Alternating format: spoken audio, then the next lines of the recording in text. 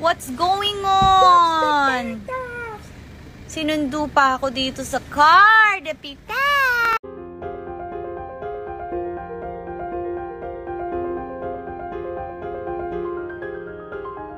Hello at welcome back sa aking channel. Anak ni Tony Gonzaga at Paul Soriano na si Baby Polly sinundo ang tita Alex Gonzaga sa sasakyan nito. Isang nakakatuwa na video ang ipinakita ng aktres na si Alex Gonzaga kung saan tungkol ito sa kanyang pamangkin na si Baby Polly. Base nga sa video pansin na karga ito ng kanyang lolo Bonoy at pinuntahan nila si Alex Gonzaga sa sasakyan. Gayunpaman sa iba pang video, si Baby Polly ay nakisali sa pinag-e-editan ng kanyang tita Alex at mga kasama nito sa kanilang vlogs. Dinag pa nga na saad ni Alex na, "You're editing with tata.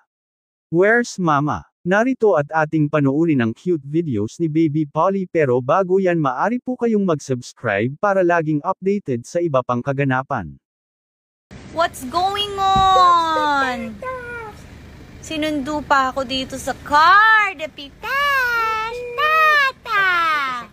Lolo? Okay, come here inside the car. Well, editing. Who's bisa?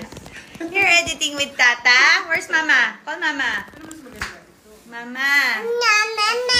Oh, Tata. Tata, call Tata. You're editing na with Tata. Call Tata.